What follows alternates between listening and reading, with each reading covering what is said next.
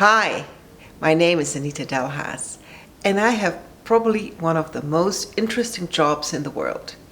I'm chief executive at an organization called the International Community of the Holy Sepulchre, ICoHS for short. It's an organization which represents the 13 Christian churches in the Holy Land. Many people may not know that there's actually a rich tapestry of Christian churches throughout the Holy Land, from Orthodox to Catholic, Protestant, evangelical churches. I have the great privilege to work with them all in the most critical and complex faith region in the world. Christians have played such an incredible role in both keeping and making peace in the Middle East over the last 2 millennia. We all know of the tensions that have been persistent in the region for as long as we can recall. But what you may not know is that Christians have played a critical role in keeping the balance between the rich tapestry of faith in the region.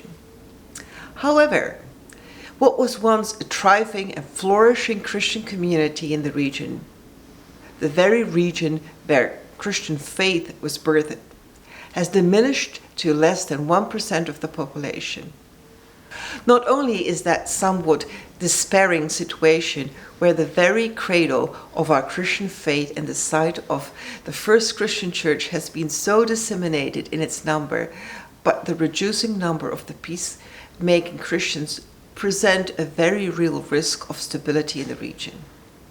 We are literally raising the red flag to urgently enlist the support of Christian leaders and followers of Christ across the world to come together to support our Christian brothers and sisters in the Holy Land, who are often persecuted and increasingly struggling to play this critical role of balance in the region.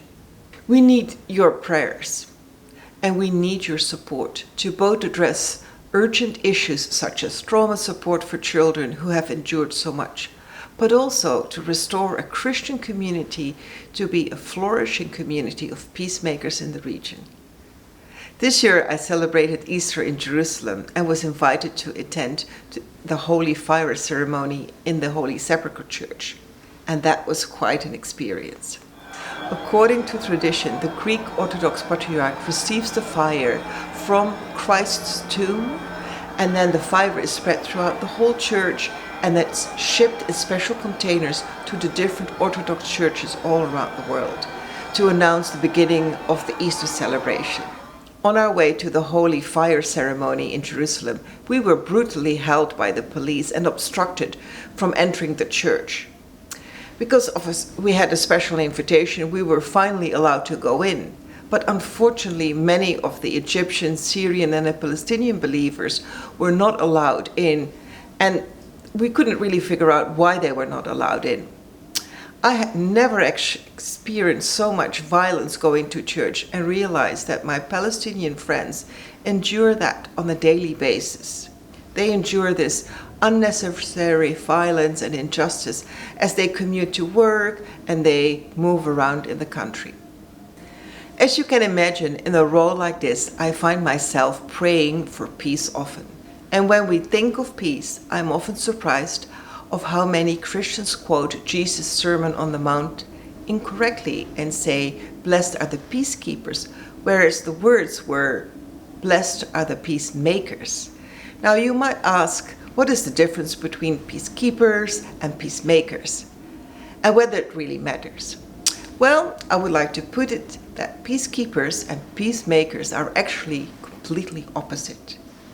Peacekeepers, by definition, try to keep the peace at all costs, sometimes avoiding confrontation, avoiding asking the hard questions that need to be asked, and can sometimes result in little change, maintaining things the way they are. Peacemakers, on the other hand, they ask the difficult and uncomfortable questions. They're prepared to disturb the peace to bring about a greater peace in Christ's name. Peacemakers didn't stand for slavery. Peacemakers didn't accept apartheid. And in a region rife with tension, peacemakers are urgently needed in our world right now. Whether it's in our local churches, in a war-stricken Ukraine, or in the Holy Land, we desperately need God's children to rise up and claim the peace of Christ throughout the world.